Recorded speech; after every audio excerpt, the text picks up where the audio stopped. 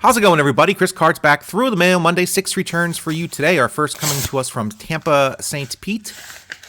And we have Mr. Daryl Norris. Daryl Norris, who signed these cards nicely, a 70 there. And we've got some literature as well as a business card, I think from his daughter, who does some sort of health thing. Thank you for being such a loyal fan. It still amazes me that I have cards out there that I have not signed. Yes, he's been a friend of TTM for many years, including inscriptions. If you ask nicely, I know I got a nice World Series inscription on my 74 Topps cards for the set. You can read that if you like. Let's go ahead and skip to the cards. 15-year career for Daryl with 8 different teams. Ended up in Oakland in 1971. Had a great year that year. Of course, they had an excellent bullpen of Bob Locker and Raleigh Fingers. There's the cards. 2 70s, a 73, a 77, and a 78 signed beautifully there in a blue Sharpie. Thank you, Daryl. These came out great. Great signer, as I mentioned earlier. 72 season was probably his best season with the A's, but the postseason was lost to him because of a broken thumb or sprained thumb. His thumb was messed up. He couldn't pitch. He did not pitch in the postseason. 72, 73, 74, of course. They won it all.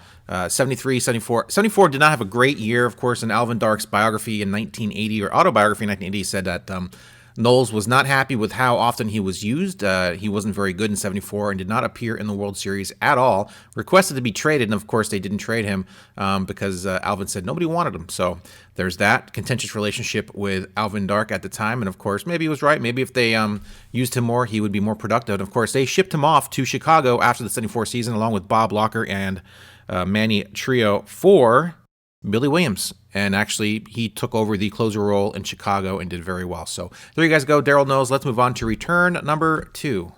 Santa Barbara, California for our very next return here. And we have index cards, of course. And we've got a signed index card from Ted Boesfield or Bousfield. Pronunciation police can let me know which is correct. Ted Boesfield signed beautifully here, as well as inscribed his Major League debut date. In 1958, he debuted. That is insane. Spent 7 years in bigs with the Boston Red Sox, Kansas City Athletics, and Los Angeles Angels. And there you guys go. Hey, Chris, yes. 40s, 50s, 60s were the best years. Great ball players and a lot of fun. Regards, Ted. Someone finally responded to one of my index card letters. Very nice from Ted. Yeah, I'm flustered now. I'm not used to seeing actual writing from someone in a return. So 1959, 1961, 1962 Topps, beautifully signed there by Ted. Great signer, even at the age of I think he's 92 maybe right now.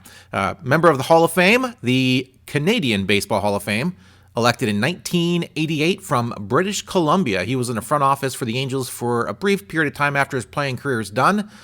And there you guys go. There's my little note asking for the inscription. As you see, it's simple as that, and he obliged. Very happy to do that. If you don't have a big pile of those yellow sticky notes, then what are you doing? Get them. That's real easy to ask for an inscription, and sometimes they do it, and sometimes they don't. Doesn't hurt to ask. Thanks, guys. Thanks, guys. No, still got more to go. 4 more to go. Let's do it. Mobile, Alabama on our third return here. As I tear into this bad boy. This is one that's from the past. This is from 2021. And we've got Mr. Cleon Jones. Cleon Jones signed his 65 Topps rookie card for $5 a card, along with Tom Parsons. Tom Parsons did not quite have the career of Mr. Cleon Jones. Tom got into 40 games in about 3 years, and Cleon got into over 1,200 games in 13 years. All those years spent with the New York Mets, of course. Cup of coffee with the White Sox towards the end of his career. We don't count that. 69 World Series champion, 69 All-Star.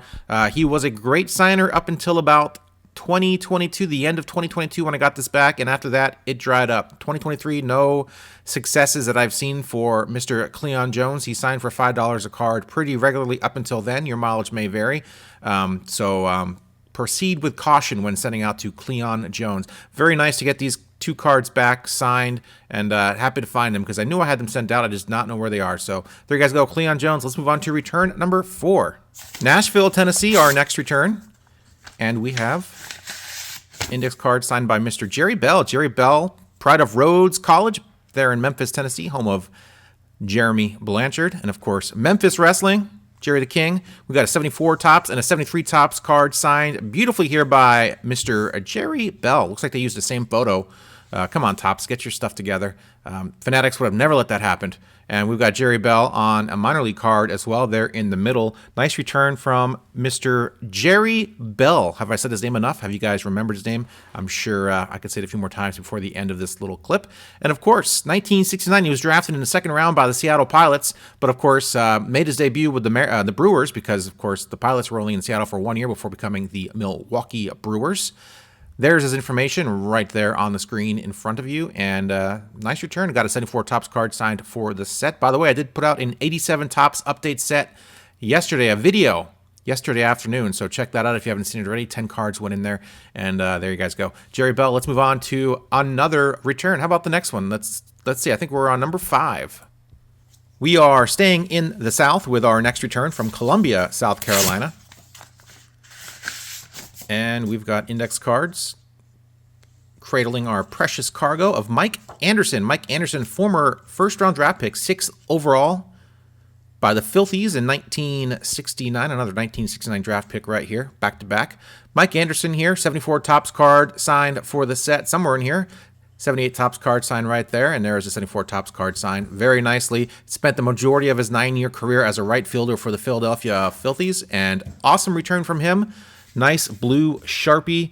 What more can I say about this guy except for the fact that him and Jerry Bell have a couple of nondescript names, but they are great signers as well as that traded card. Look at that. Cardinals deal for Mike Anderson. That was a big deal back in the 70s. Let's move on now to return number 6, our final return of the day. Let's do it.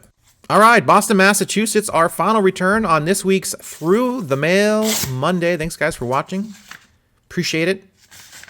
And we've got Mr. Jim Rice, Hall of Famer Jim Rice, 2009 Hall of Fame inductee on his 84 Topps card, as well as Cecil Cooper and Dale Murphy. Dale Murphy's going to be $25. Cecil Cooper's going to be $5 to finish off that card. So basically, I'll be $50 all in for this card because Jim Rice cost $20, and I'm not really sure why I got the Hall of Fame inscription from him on an index card. I'm not sure I've requested it at all. So strange. I mean, I guess he figured it was too small to put on the card, and he just put it on the index card. So I'm not sure about that, but glad to get this card signed by Jim Rice. I know I thought I was done with Jim Rice. I thought I had all his cards signed, and I found this 84 Topps card I needed to get signed, and of course, I can get this thing completed. So I'm pretty excited about finishing this off. I'll send to Cecil Cooper next, and Dale Murphy last, who signs through Pass Pros. Another former first-round draft pick, Jim Rice, 15th overall by the Red Sox way back in 1971. Who went in front of Jim Rice? A couple spots was Frank Tanana, and that was basically it for that first-round draft. Nobody else really kind of made it. Rick Rhoden was also in that draft, but yeah, pretty sparse as far as that's concerned. A lot of guys in front of Jim Rice didn't quite pan out. So there you guys go. Through the Mail Monday in the books. Thanks for watching. Hit that subscribe button. I do this every single Monday.